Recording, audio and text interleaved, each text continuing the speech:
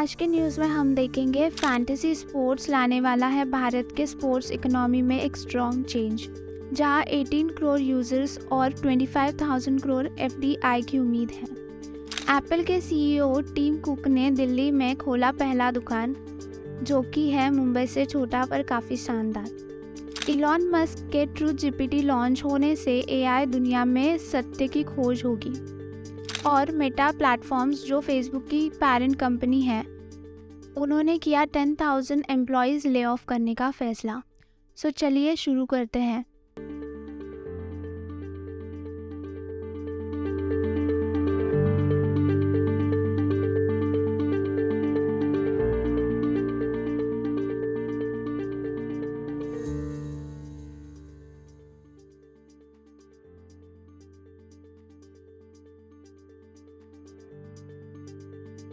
Fantasy sports Bharat के sports economy में एक स्ट्रॉन्ग चेंज लाएगा। FIFS और डिलॉयट इंडिया ने एक रिपोर्ट जारी की है, जिसमें फैंटेसी स्पोर्ट्स खेल इकोनॉमी के लिए एक चेंज होगा, जिसमें इंडियन फैंटेसी स्पोर्ट्स इंडस्ट्री को स्ट्रॉन्ग बताया गया है। रिपोर्ट के अकॉर्डिंग इंडिया में 300 से भी ज़्यादा फैंटेसी स्पोर्ट्स प्लेटफॉर्म हैं और 18 करोड़ यूज़र्स हैं, जिससे यह दुनिया की सबसे तेज़ी से बढ़ती हुई फैंटेसी स्पोर्ट्स मार्केट है। फाइनेंशियल ईयर 2022 तक इस इंडस्ट्री ने 15,000 करोड़ रुपीस का प्रॉफिट किया है, जो फाइनेंशियल ईयर 2027 तक 25,000 करोड़ रुपीस तक पहुंचने की उम्मीद है। रिपोर्ट्स ने यह भी बताया है कि इस इंडस्ट्री ने 12,800 लोगों के लिए हाई स्किल जॉब्स अवेलेबल की हैं। फैंटेसी स्पोर्ट्स प्लेटफॉर्म ने 2022 में 7,500 लोगों को जॉब्स प्रोवाइड की है और फाइनेंशियल ईयर 27 तक 10,500 से भी ज़्यादा जॉब अपॉर्चुनिटीज़ होगी, ऐसी उम्मीद है। The industry has witnessed a growth of up to 31% in financial year 2022।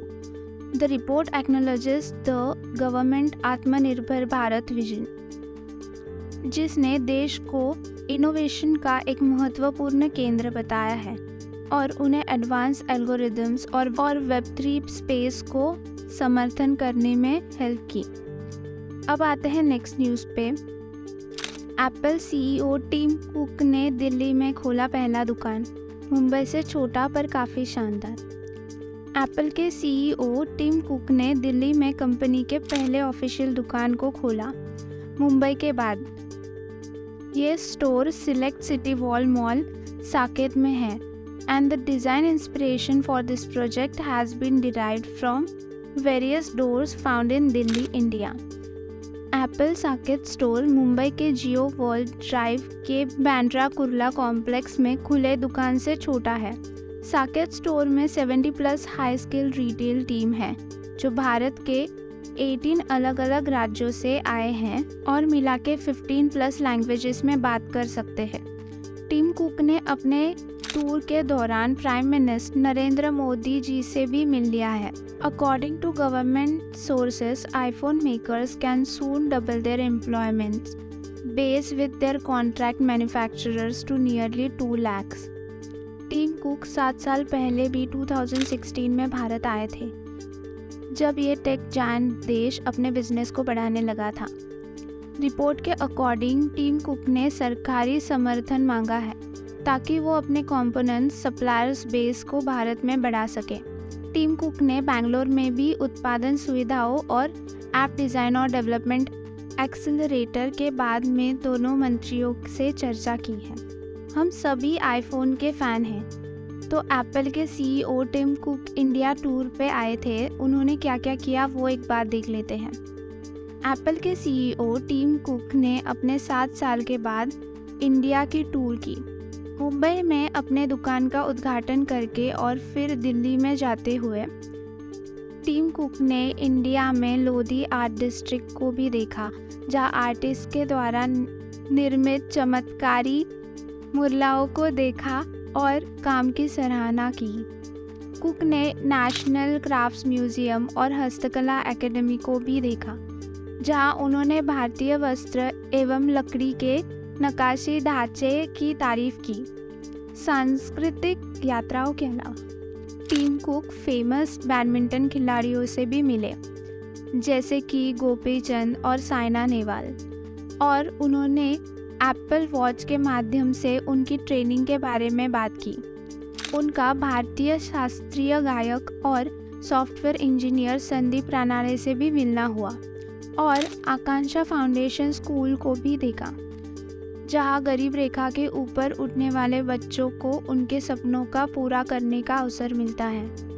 Tim Cook की भारत की यात्रा एप्पल की दुकानों की मौजूदगी को गहरा करने के उद्देश्य से है, जो दुनिया की दूसरी सबसे बड़ी स्मार्ट मार्केट है। भारत एप्पल के लिए एक महत्वपूर्ण निर्माण केंद्र भी है। चलो अब आते हैं एआई की तरफ। इलॉन मस्क के ट्रूथ जीपीटी सत्य की खोज करने वाली एआई का लॉन्च होने से एआई दुनिया में क्रांति होगी। बिलियनियर इलॉन मस्क ने एक एआई प्लेटफॉर्म के बारे में एक आंख मिचौली करने वाली घोषणा की है, जिसका नाम ट्रूथ जीपीटी है। उसने फॉक्स न्यूज़ के इंटरव्यू में अपने अधिक से अधिक सत्य की खोज करने वाले एआई के विजन को बताया।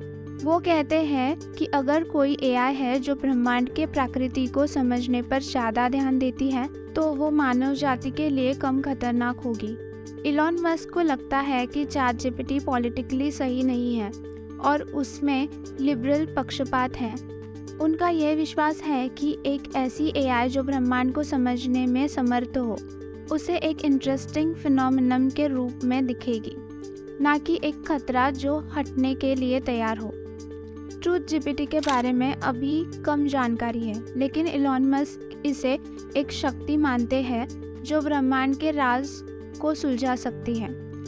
उन्होंने एआई के शक्तिशाली प्रभाव पर जोर दिया है, कहते हुए कि ये सांस्कृतिक विनाश के लिए जिम्मेदार हो सकता है और इसे सावधानता से समझा जाना चाहिए।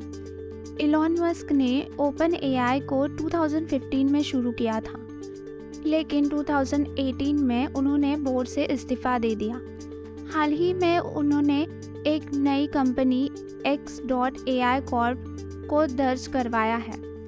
रिपोर्ट्स के अकॉर्डिंग उन्होंने गूगल के अल्फ़ाबेट इनकॉर्पोरेटेड से एआई रिसर्चर्स को हायर किया है इस नए प्रोजेक्ट के लिए।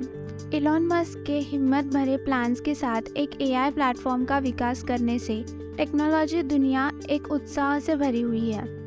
ट्रूथ जीपीटी के लॉन्च से आर्टिफिशियल इंटेलिजेंस के क्षेत्र में क्रांति हो सकती है और एआई विकास के नैतिक प्रश्नों पर महत्वपूर्ण सवाल उठ सकते हैं। आपका इसके बारे में क्या ख्याल है, ये ज़रूर बताइएगा। अब बढ़ते हैं हमारे लास्ट न्यूज़ की तरफ। Meta platform parent company of Facebook to lay off 10,000 employees in restructuring efforts for greater efficiency. Meta platforms जो फेसबुक का पेरेंट कंपनी है, वो अब कंपनी वाइड ले ऑफ करने वाले हैं। मार्क जुकरबर्ग ने मार्च में अनाउंस किया था 10,000 जॉब्स कट होंगे और पहले से ही नवंबर में 11,000 जॉब्स कट हो चुके हैं। और रियलिटी लैब्स जो वर्चुअल रियलिटी पर फोकस करता है के टीम को भी इससे असर पड़ेगा। मैनेजर्स को भेजे गए एक मेमो में ये बताया है कि टीम को रिकग्नाइज किया जाएगा और बचे हुए एम्प्लॉयज़ को नए मैनेजर्स के सुपरविजन में काम करने को असाइन किया जाएगा। इस खुशखबरी को समझने के लिए वेडनेसडे को नॉर्थ अमेरिका के सारे एम्प्लॉयज़ से यह पूछा गया है कि वो घर से काम करने के लिए तैयार रहे। जुकरबर्ग ने बताया है कि टेक्नोलॉजिस्ट और इंजीनियर्स की रेशियो को बिजनेस और एडमिनिस्ट्रेटिव स्टाफ के साथ बैलेंस करना है। ये फैसला तब लिया गया जब मेटा प्लेटफॉर्म को बढ़ते कंपटीशन और रेगुलेटरी स्क्रूनिटी का सामना करना पड़ रहा है और उसकी मिस इन्फॉर्मेशन, डाटा प्राइवेसी और मेंटल हेल्थ पर होने वाले इम्पैक्ट पर भी क्रिटिसिज्म मिली है।